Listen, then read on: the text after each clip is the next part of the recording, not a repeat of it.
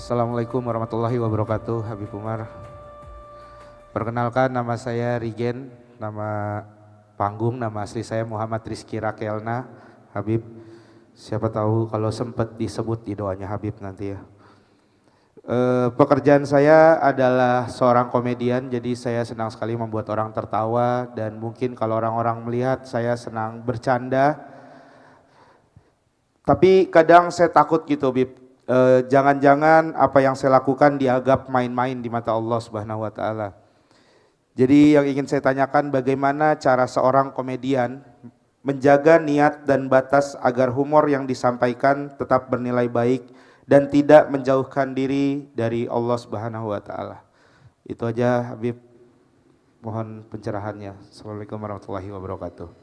Barakallahu fiik. يكون ذلك بإصلاح النية أولا. Semoga Allah Ta'ala memberikan keberkahan kepada engkau, Saudara Rigen. Yang pertama adalah langkah pertama memperbaiki niat kita terlebih dahulu. وهو إدخال السرور على قلوب المؤمنين. Pertama, niatnya adalah menyenangkan hati kaum mukminin, menggembirakan mereka. وإخراجهم من الضيق والكرب. Membuat mereka itu keluar dari kesedihan dan juga sumpah stres mereka. وثانيا بأن يكون إضحاكهم بما لا معصية فيه، بما لا سب ولا شتم ولا كذب فيه. Begitu juga menggembirakan mereka itu dengan di dalamnya tidak ada konten yang mengandung cacian, makian atau hal-hal yang menyinggung. والثالث أن يدخل في الإضحاك نور التقريب إلى الله والدعوة إلى الله تعالى، فذلك ممكن من حيث أن يختار في الإضحاك شيء يشير إلى ترفع عن سوء أو إلى تمسك بخير أو إلى تذكر بالمصير.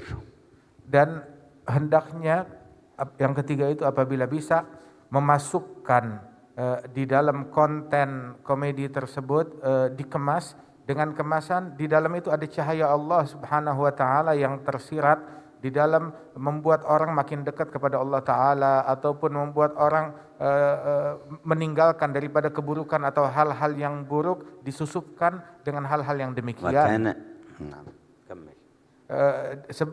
Di dalam konten yang dia lakukan dimasukkan hal-hal yang demikian dan itu bukanlah hal yang sulit.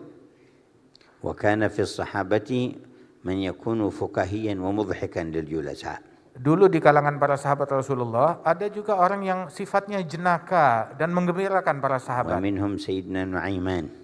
Di antaranya itu seperti Sayyidina Nuaiman, sahabat Rasul. وكان يضحك منه صلى الله عليه وسلم في كثير من الأحوال. Dia bahkan sampai bisa membuat Rasulullah sampai tertawa di banyak situasi.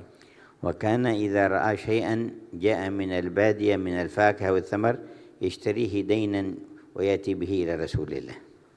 Dahulu beliau itu apabila Madinah kedatangan daripada buah-buahan yang sedap, yang nikmat, maka beliau beli, tetapi masih ngutang belinya itu, terus dia bawa, dia hadiahkan kepada Rasulullah, apa yang dia beli secara ngutang. ويقول هذا لك هدية يا رسول الله. Kemudian dia berikan kepada Rasulullah dan dia bilang ini hadiah untukmu wahai Rasulullah. فإذا جاء صاحب الدين يتقاضاه حمله إلى عند النبي قال أعط هذا حقه يا رسول الله. Apabila yang punya barang datang menuntut bayaran daripada Nuaiman, maka dibawa, oh siap, dibawa ke hadapan Rasulullah. Nah ini dia barangnya, ada sama dia, disuruh Rasulullah membayar. قال أليس قلت هدية؟ Maka Nabi bilang, kan kamu bilang ini hadiah buat saya. قال دخلت إلى البلد أحببت أن تطعمها فاشتريتها دين ولا نعطيه حقه فيعطيه حقه ويتبسم صلى الله عليه وسلم. Kebetulan saya lihat ini barang bagus, datang ke kota Madinah. Saya pikir ini bagus sekali kalau saya hadiahkan kepada engkau, tapi saya nggak punya uang. Jadi saya ambil dulu ngutang, saat dia nagih, ya saya suruh dia tagih kepada kamu. وكان عدد منهم وكان في إضحاكهم ذلك أيضا شيء من إدخال السرور على القلوب. Dan ada daripada momen-momen beliau itu memberikan kegembiraan, membuat orang lain tertawa untuk menyenangkan hati manusia. بل وكان بنفسه صلى الله عليه وسلم يمازح الصحب وقت المزح معتدل من غير إيذاء ولا كذب. Bahkan Rasulullah pernah juga di dalam beberapa situasi beliau sendiri yang bercanda dengan para sahabat tetapi dengan candaan yang santun dan juga terukur. جاءه رجل فقال يا رسول الله أحملني أي أريد الخروج معك في الجهاد فاجعل لي جملا فقال نحملك على ابن الناقة. Maka Rasul ketika bercanda pun juga dengan jujur. Kemudian ada satu orang datang kepada Rasulullah, ya Rasulullah tolong bawa saya, ajak saya di dalam perjalanan jihad tapi saya nggak punya kendaraan. Maka Rasul bilang, saya akan bawa engkau, saya berikan kamu kendaraan, tapi kendaraannya berupa anaknya unta. فظن أنه يعطيه قعودا صغيرا. Dia menyangka kalau yang akan diberi adalah ya anak unta yang masih kecil, bagaimana bisa memikul saya? قال يا رسول الله وما يغني عني ابن الناقة ما أصنع بابن الناقة. Maka dia bilang, ya Rasulullah, kalau saya naik anak unta mana bisa, anak unta nggak bisa memikul saya, nggak bisa saya tunggangi. فقال له وهل يلد الإبل إلا النوق إذا أعطيناك الجمل كبير أليس ابن ناقة؟